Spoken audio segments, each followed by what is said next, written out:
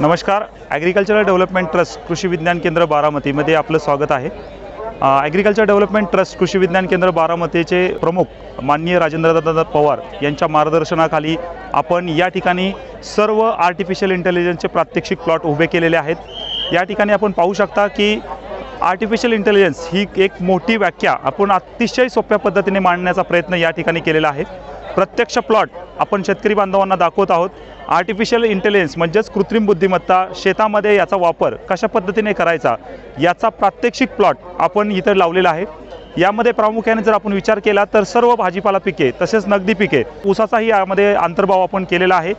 आता सगळ्यात महत्त्वाचं आहे की आर्टिफिशियल इंटेलिजन्स ही जी संकल्पना आहे तर याचा वापर आपण कशा पद्धतीने करत आहोत. आता सुरुवातीला जर आपण सांगायचं झालं तर आर्टिफिशियल इंटेलिजन्समध्ये आपण सुरुवातीला सॅटेलाईटचा वापर केलेला आहे. तुम्ही पाहू शकता की सॅटेलाईट हा एक उपग्रह आहे, त्याचं नाव आहे सेंटिनल-2. तर याचा जो आहे अंतर्भाव आपण या पीक उत्पादन पद्धतीमध्ये घेतलेला आहे. या माध्यमातून साधारणतः आपण जमिनीवरती पीक लागवडीपूर्वी असेल किंवा पिकाचे पूर्ण निरीक्षण असतील तर सॅटेलाईट या उपग्रहाच्या माध्यमातून आपण त्याची नोंद ठेवत आहोत किंवा त्याचा डाटा आपण रेकॉर्ड करत आहोत.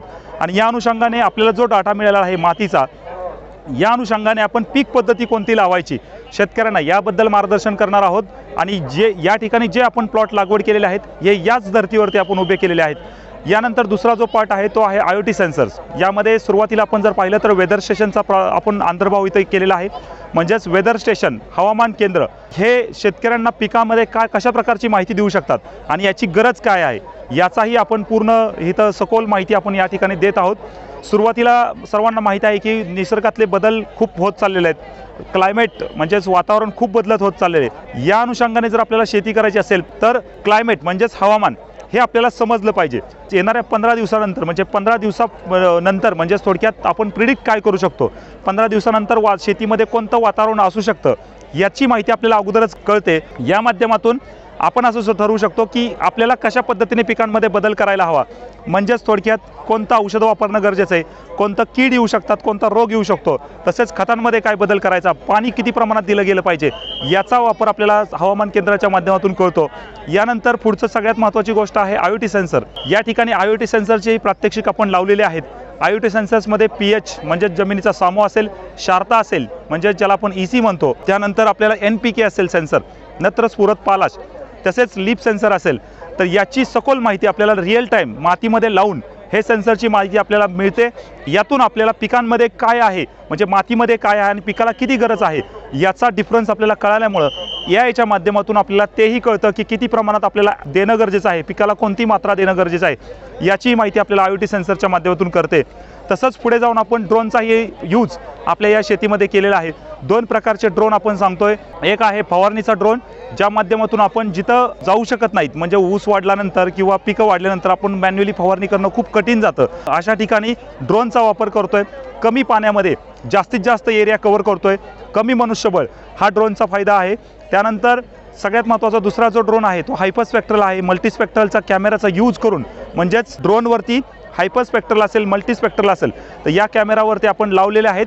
त्या माध्यमातून आपल्या पिकांवरती पूर्ण निरीक्षण, पिकांची ग्रोथ, पिकांवर येणारे संभाव्य किडी, रोग, तसंच पिकांमध्ये काही अन्नद्रव्याची कमतरता आहे का ही ओळखेल आणि आपल्याला स्पॉट ॲप्लिकेशन करण्याला मदत करेल. तर अशा पद्धतीने हे सगळे अंतर्भाव आपण केलेले आहेत. याच्या पुढे जाऊन आपण रोबोटिक्सचाही वापर म्हणजेच फळांची तोडणी असेल किंवा आपल्याला साधारणतः निंदणी म्हणजे थोडक्यात विडिंग करायची असेल, खुरपणी करायची असेल तरीही रोबोटिक्सचा वापर आपण या ठिकाणी करू शकतो. अशा सगळ्या संकल्पनांचा वापर आपण या प्रत्यक्ष प्लॉटमध्ये केलेला आहे. सर्व शेतकऱ्यांना आपण ॲग्रिकल्चर डेव्हलपमेंट ट्रस्टतर्फे विनंती करतोय या प्रात्यक्षिक प्लॉटचा लाभ घ्या. या जवळून पहा तंत्रज्ञान काय समजून घ्या आणि ते आपल्या शेतामध्ये त्याचा नक्की वापर करा. या ठिकाणी आपल्याला जर हे तंत्रज्ञान सर्व शेतकरी बांधवांना वापर करायचा असेल तर आपण सुरुवातीला सगळ्यात महत्त्वाचं रजिस्ट्रेशन काउंटर ठेवलेलं आहे. या ठिकाणी शेतकरी येतील, त्यांचं स्वतःचं नाव नंबर नोंद करतील. येणाऱ्या काळामध्ये आपण त्यांना संपर्क करून त्यांच्या शेताचं प्लॉटचं मॅपिंग सॅटेलाईटच्या माध्यमातून करणार आहोत आणि त्यांना जे येणारे संभाव्य धोके आहेत म्हणजे पिकांवरती ज्या अडचणी आहेत, पीक कोणतं निवडायचं, मार्केट कोणत्या पिकाला असू शकतं याचंही मार्गदर्शन आपण करणार आहोत. त्याचबरोबरीने IoT सेन्सर्स असतील किंवा वेदर स्टेशन असेल याची किंमत किती असू शकते, एक एकरचा खर्च किती येऊ शकतो याचं संपूर्ण मार्गदर्शन आपण या डेस्कवर देत आहोत. आणि नक्कीच मला असं म्हणजे पूर्ण संस्थेच्या वतीने आम्ही सर्व शेतकरी बांधवांना येणाऱ्या काळात या सर्व AI तंत्रज्ञानाचा वापर शेतकरी बांधवांना करायला सांगत आहोत.